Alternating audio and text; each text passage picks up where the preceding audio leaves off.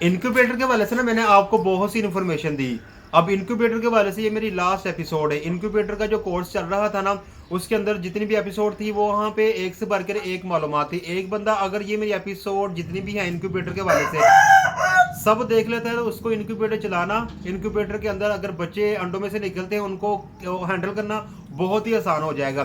तो भाई इस एपिसोड के अंदर मैं आपको बताने वाला हूँ कि इनक्यूबेटर से जो अंडे उसमें से जो चूजे निकले हैं ना, उनके साथ आपने क्या करना, उनको कौन सी खुराक जो होगी वो शुरुआत में आपको खिलानी होगी।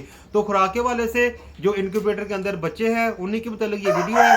वीडियो को आपने शुरू से लेकर अंत तक लाजमी देखना है और मेरे चैनल को आपने लाजमी सब्सक्राइब करना और बेल आइकन को लाजमी प्रेस करना है। चलिए जी शुरू करते हैं। अस्सलाम वालेकुम, वेलकम टू माय चैनल। मैं हूं मोहम्मद कासम भट्टी। आज मैं आपको बताने वाला हूं कि इनक्यूबेटर के अंदर जो आपने अंडे रखे हैं और अंडों में से बच्चे निकल चुके हुए हैं और आपने उनको पानी यानी कि वैक्सीनेशन जो गुरु वाला पानी है वो पिला दिया हुआ है।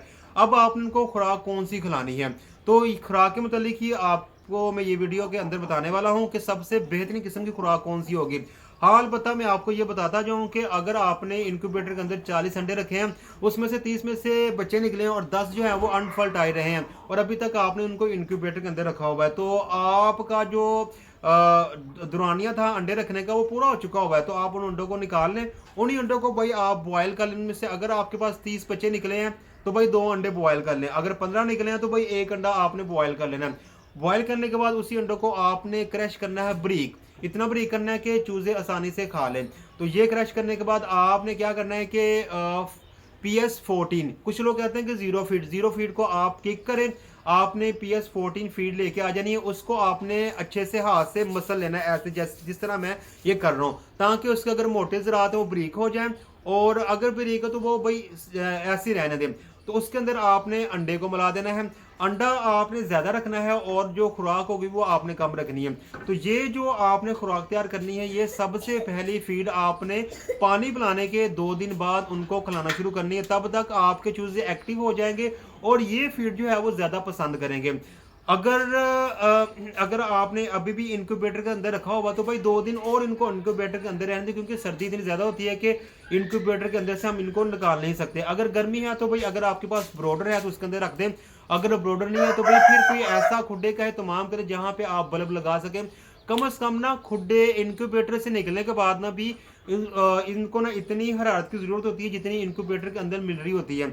यूं कहें कि 4 डिग्री कम लगा लें, 37 डिग्री तो इनको मिल रही होती है इनक्यूबेटर के अंदर, और 33 या फिर 32 इसको इन चिक्स को बाहर चाहिए होती है। तो इस तरह की अगर आप इनको हरारत दे रहे हैं या इस तरह की एनर्जी दे रहे हैं, इस तरह की इनको हीट दे रहे हैं तो फिर तो ठीक है। अदरवाइज फिर आप सर्दी है तो आप इनको 7-8 दिन इनक्यूबेटर के अंदर ही रहने दें।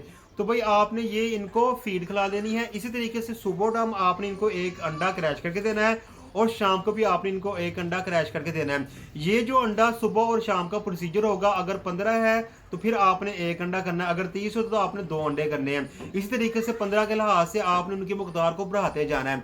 तो अगर आपने ये अंडों का अमल 1 दिन किया, 2 दिन किया, 3 दिन किया, 4 दिन किया, 5 दिन किया, 6 दिन किया, 6 दिन आपने ये अंडों का अमल करना है सुबह और शाम, क्योंकि आपके पास शामू ब्रीड है, ड्रैगन ब्रीड है, असील मियाँ वाली के हैं, या फिर जैपनीज पकोए हैं, या फिर थाई ब्रीड है। तो भाई उनकी ग्रोथ के लिए ये अंडा बहुत ही ज़रूरी है। उनकी ग्रोथ इतनी फास्ट होगी और इस अंडे की वजह से और गुरु वाले पानी पिलाने की वजह से उनके अंदर बीमारी का रुझान ज़ीरो हो जाएगा और उनके जो पट्टे हैं वो ज़्यादा मजबूत होंगे, हड्डियाँ ज़्यादा मजबूत होगी और वो जल्दी एक्टिव होंगे और जल्दी उनकी ग्रोथ होगी।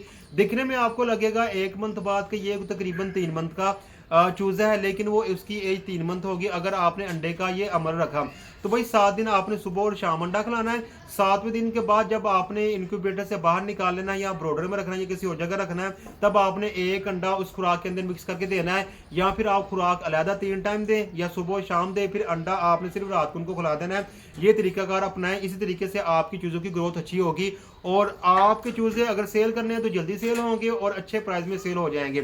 तो भाई इनक्यूबेटर के हवाले से और चूज़े निकलने के बाद उनको क्या खिलाएं, उनको क्या पिलाएं, सारी जो कोर्स की एपिसोड है वो यहीं पे ख़त्म होती है। एक नए कोर्स में आपसे ना दोबारा मुलाकात होगी आगे। तो आपको यही मैं कहूँगा कि मेरे चैनल को आपने सब्सक्राइब करना और बेल आइकन को लाजमी प्रेस करना है। इतनी नया वीडियो जो कि इस कोर्स के अंदर ना आपको मिल रही है ना, वो कहीं भी नहीं मिलेगी। इसी तरीके से आप इनक्यूबेटर का मुकम्मल कोर्स इस एपिसोड की जो जा रही ना सीरीज, यहाँ से आप सीख सकते हैं। तो भाई अभी दे मुझे इजाज़त, एक नई एपिसोड के साथ, एक नए कोर्स के साथ बहुत जल्द आपसे मुलाकात होगी। तब तक के लिए खुदा हाफिज़, अस्सलाम वालेकुम व रहमतुल्लाहि व बरकातुहू।